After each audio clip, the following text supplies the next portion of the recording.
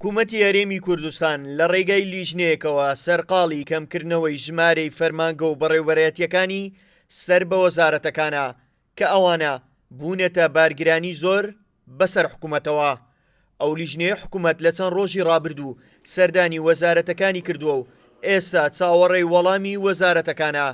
ئەندامانی ئەو لیژنەیە لە کۆبوونەوەیان لەگەڵ وەزارەتی ڕۆشنبیری ڕایانگەیاند حکوومەت زیدیە لەو کارە و لە هەموو وەزارەتەکان بەڕێوەبەرایەتی و فەرمانگە زیادەکان دادەخات. بەتاکید یەکێک لە هەنگاوەکانی چاکسازی تەرشیقی حکوومەتە بەمەرجێکەوە کاریگەری بەسەر پێشکەشکردن و گەیشتنی خزمەتگوزاری بە هاوڵاتیان نەکات بە پێچەوانەوە لە کەمکردنەوەی هەندێک هەیکەلدا ڕوتینیش لەگەڵیدا کەم دەبێت بەڵێ لەگەڵ سەرجەم وەزارەتەکان بڕیارێکی عامی حکوومەتەوە لەگەڵ هەموو دام و دەستگاکانی حکوومەتام کوبوونەوە نەدەکرێن بەڵام قۆناغ بە قۆناغ ئامادەسازی بوو دەکرێت. یەکەم وەزارەت کە کارەکانی تەواو کردووە و دەستی بە کەمکردنەوەی فەرمانگە و بەڕێوەبەرایەتیەکان کردووە وەزارەتی ڕۆشنبیری حکوومەتی هەرێما کە لە 141 بەڕێوەبەرایەتی و فەرمانگە بەنیازە زیاد لە نیوەیان دابخات.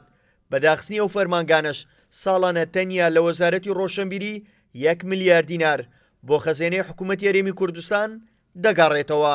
ئەنجومەنی وەزیران بڕیاریدەوە پێداچوونەوە بکە بە هەیکەلی وەزارەت و حکوومەت وشان بەشانی ئەوەش پێداچوونەوە بە میلاکات و بە کەمکردنەوەی خەرجی و زیادکردنی داهات و ئەمانە هەر یەک لیژنەیەکی تایبەتیان پێش هاتنی ئەم لیژنە بەڕێزەش ئیشمان تیا کردبوو کە هەندێ کەمی بکەینەوە و هەندی بریاریشماندا بوو چەند بەڕێوەبەرایەتێکشمان لەک درابوو کردبوو بە یەک بەڕێوەبەرایەتی دیارە پێویستی بە زیاترە و ئێستا لەگەڵ لیژنەی باڵای بەڕێزیان لە مناقشەداین و تەفاعولێکی باش هەیە و ئینشاءالله دەگەینە بریارێکی باش بۆ کەمکردنەوەی هەیکەلیەتی وەزارەتی ڕۆشنبیری بە کەمترین هەیکەل باشترین خزمەت بکەین.